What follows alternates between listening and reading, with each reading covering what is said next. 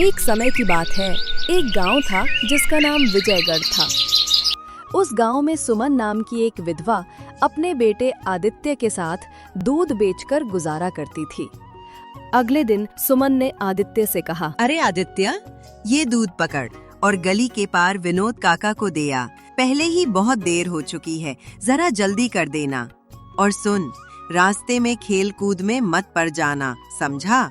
ठीक है माँ, पर माँ आज तो मुझे जरा सी मिठाई खानी है। प्लीज थोड़े पैसे दे दो ना। अरे कल ही तो पैसे दिए थे, मैं रोज रोज कहाँ से लाऊं? ठीक है, दूध दे दे। मैं देखती हूँ कि रसोई के डिब्बे में कुछ बचे हैं या नहीं। तू जा, अब देर हो रही है। ठीक है माँ, मैं जा रहा हूँ। तुम पैसे निकाल लेना, मैं लौटकर मिठाई लूंगा। आदित्य दूध लेकर अगली गली में विनोद के घर की ओर जाता है। चलते चलते आदित्य को धूल भरी सड़क पर जमीन पर कुछ चमकता हुआ दिखाई देता है। अरे ये क्या चमक रहा है? अंगूठी जैसी लग रही है। वाह, कितनी सुंदर है, माँ को दिखाऊंगा। वहाँ से वह विनोद के घर की ओर चला जाता है। विनोद पहले से ही अपने घर के बरामदे में बैठा हुआ है और ये सब देख रहा है। अरे ओ आदित्य, कहाँ रह गया था रे? आधा दिन तो निकल गया दूध लाते लाते। रास्ते में क्या मिला जो इतना समय लग गया? नहीं काका, कुछ नहीं मिला। अरे मुझसे झूठ बोलता है तू। मैंने साफ देखा, तेरे हाथ में कुछ था। चल दिखा जरा, क्या है? वो तो रास्ते में पड़ी एक चीज थी, अंगूठी जैसी। आदित्य उसे मिली हुई अंगूठी विनोद को दे देता है। अरे वाह, ये तो सोने की अंगूठी लगती है बेटा। अच्छा किया जो मुझे दिखाई। अब तू इसे मुझे दे दे, मैं तुझे इनाम देता हूँ। इनाम? अच्छा काका, दे दो। ले, ये पैसे रख, जा कुछ मिठाई खा लेना। अब घर जा। आदित्य वहाँ से चला जाता है। आदित्य उन पैसों से खुशी खुशी मिठाई खरीदता है और घर पहुँचता है। सुमन आदित्य के हाथ में मिठाई देखती है। ये मिठाई कहाँ से लाया? किसने दी तुझे? वो विनोद काका ने दिए माँ। क्या तू गांव में सबके आगे भीख मांगता फिरता है क्या? कैसी हरकतें हैं ये? नहीं माँ, मैंने कुछ नहीं मांगा। मुझे रास्ते में अंगूठी मिली थी और विनोद काका ने पैसे देकर वो ले ली। क्या कहा? अंगूठी? और उसने पैसे देकर रख ली? चल मेरे साथ, अभी बताती हूँ उसे। सुमन अपने बेटे को साथ लेकर विनोद से मिलती है। विनोद, ये कैसी हरकत की तुमने? मेरे बेटे से सोने की अंगूठी लेकर कुछ पैसे थमा दिए। क्या यही इंसाफ है तुम्हारा? अरे सुमन, कैसी बातें कर रही हो? मेरे पास कौन सी अंगूठी है? बच्चा खुद आया, बोला पैसे दो, मैंने बस दया करके दे दिए। दया? तुमने और दया? गांव में सब जानते हैं तुम कैसे इंसान हो। अब वो अंगूठी वापस दो, वरना सबको बताऊंगी। अरे झूठे इल्जाम मत लगाओ सुमन, मेरे पास कोई अंगूठी नहीं है। जैसे ही वे लड़े और चिल्लाए, उनके आसपास के सभी लोग दौड़ पड़े। वहां मौजूद हर कोई समझ जाता है कि सुमन और विनोद सोने की अंगूठी के लिए लड़ रहे हैं। भीड़ में खड़ा एक व्यक्ति ये देखता है और आगे आता है। देखिए, आप दोनों क्यों लड़ रहे हैं? अगर अंगूठी आपकी है तो हमें सबूत दिखाइए। इसी बीच सड़क से गुजर रहा एक व्यक्ति वहां भीड़ देखकर उनके पास आता है। अभी कुछ देर पहले घूमते समय मेरी अंगूठी यहीं कहीं खो गई थी। क्या आप दोनों ने उसे देखा है? उस बड़े आदमी ने विनोद के हाथ में अंगूठी देखी। हाँ, ये अंगूठी मेरी है। तो आप लोग एक अजनबी की चीज के लिए लड़ रहे हैं। चलो मुझे दे दो, वापस कर दो। चले जाओ सज्जन, हम बच्चों के लिए लड़ रहे हैं, तुम बीच में क्यों कूद पड़े? हाँ, किसी को तुम्हारी अंगूठी नहीं मिली है, यहाँ से जाओ। क्या तुम दोनों इतने स्वार्थी हो? अंगूठी मेरी है, तुम इतनी बेशर्मी से झूठ बोल रहे हो। चलो गांव के मुखिया के पास चलते हैं और इस मामले को सुलझाते हैं। मुखिया जी, ये दोनों मेरी अंगूठी चुराकर अब झूठ बोल रहे हैं। कृपा करके मेरी अंगूठी वापस दिलवा दीजिए प्लीज।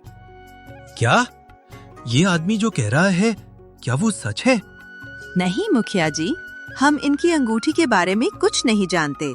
यह बस हमें परेशान कर रहे हैं। मैंने बहुत मेहनत करके अपने बेटे के लिए यह अंगूठी खरीदी थी। ये आदमी आया और कहने लगा यह मेरी है। हर्षवर्धन भी धोखेबाज था, इसलिए वो फौरन उनके झूठ को भांप गया। देखो, इस बात का कोई सबूत नहीं है कि ये अंगूठी तुम्हारी है, इसलिए अब अगर तुम सच कबूल नहीं करते हो तो मैं राजा को बताऊंगा और तुम्हें कड़ी सजा दूंगा। अब सच बताओ। मुझे क्षमा कीजिए मुखिया जी, ये सच है कि मेरे बेटे को रास्ते में एक अंगूठी मिली थी। मैंने कुछ पैसे की उम्मीद में झूठ बोला। मुझे माफ कर दीजिए और मुझे जाने दीजिए। मैं अब ऐसा कभी नहीं करूंगी। ठीक है, ये तुम दोनों की पहली गलती है। तुम दोनों 20 रुपए दो और मुझे वो अंगूठी देकर चले जाओ। उन्होंने जुर्माना दिया और अंगूठी हर्षवर्धन को सौंपकर वहां से चले गए। मुखिया जी, आपने मेरी बहुत मदद की, दिल से शुक्रिया। अब बस वो अंगूठी मुझे दे दीजिए। सबूत है तुम्हारे पास कि ये अंगूठी तुम्हारी ही है? और मान लो अगर मैंने ये अंगूठी तुम्हें दे दी तो कल कोई और आकर कह देगा कि ये उसकी है। अरे, ये तो सरासर अन्याय है। अपनी ही अंगूठी के लिए अब मुझे सबूत देना पड़ेगा। कुछ भरोसेमंद सबूत दिखाओ कि ये अंगूठी तुम्हारी है। जब तक सबूत नहीं मिलता ये अंगूठी मेरे पास ही रहेगी। वो बड़ा आदमी सबूत दिखाने का कोई तरीका नहीं जानता था, इसलिए दुखी मन से वहां से चला गया। अब अंगूठी हथियाने की इच्छा से हर्षवर्धन उसी रात गांव के प्रसिद्ध जौहरी श्यामदास के घर गया। अरे मुखिया जी, आप यहाँ कैसे आना हुआ? श्यामदास, मुझे पैसों की तुरंत जरूरत है, इसलिए मैं अपनी पत्नी की अंगूठी लाया हूँ। इसकी कीमत लगाओ। क्या आपको पैसों की जरूरत है? हाँ, वो अगले गांव में एक खेत बिक रहा है। सौदा अच्छा है, मौका नहीं छोड़ना चाहता। श्यामदास ने अंगूठी को हर तरफ से देखा। मुखिया जी, ये अंगूठी लगभग 400 रुपए की होगी, लेकिन मेरे पास अभी सिर्फ 200 रुपए हैं। इसे किसी और को दे आइए। मैं जितने दे सकता हूँ उतने दे देता हूँ, बाकी कल ले लेना। जितने पैसे अभी दे सकते हो दे दो, बाकी कल शाम को ले लूंगा। और ये बात किसी को पता नहीं चलनी चाहिए, वरना मेरी बदनामी हो जाएगी। चिंता न करें मुखिया जी, ये बात गांव में किसी को पता नहीं चलेगी। श्यामदास 200 रुपए लाता है और हर्षवर्धन को देता है। अगली शाम हर्षवर्धन खुशी खुशी श्यामदास के घर पहुंचा। श्यामदास, कल के बचे हुए पैसे दो, मुझे सुबह खेत लेने जाना है। क्या? मैं आपको किस बात के पैसे दूं? आपने मुझे क्या दिया था? कोई सबूत है कि मैंने आपसे कोई अंगूठी ली? मुखिया हर्षवर्धन हैरान रह गया। उसका चेहरा गुस्से से कांपने लगा। मुझे धोखा देने की कोशिश मत करो। मैं राजा को बताकर तुम्हारा सिर कटवा सकता हूँ। क्या? मेरा सिर कटवा दोगे? तो चलिए राजा के पास, वहीं फैसला हो जाएगा कि धोखा किसने दिया है। बिना किसी डर के श्यामदास हर्षवर्धन के साथ राजा के दरबार में जाने के लिए तैयार हो गया। दरबार में एक मंत्री ने राजा को स्थिति की जानकारी दी। महाराज, आज की कार्यवाही के तहत मैं अनुरोध करता हूं कि आरोपी श्यामदास को दंड दिया जाए, जिसने सरकारी अधिकारी हर्षवर्धन हमारे मुखिया जी को अंगूठी के बदले धोखा दिया। क्या? श्यामदास ने एक सरकारी कर्मचारी को धोखा देने की हिम्मत की? हमारे राज्य में किसी के साथ भी अन्याय नहीं होना चाहिए, इसीलिए हर गांव में मुखिया और अधिकारी नियुक्त किए जाते हैं ताकि हर मामले में सही न्याय मिल सके। महाराज, मुखिया जी ने जो कहा वो सच है। ये सच है कि मैंने उन्हें धोखा दिया है।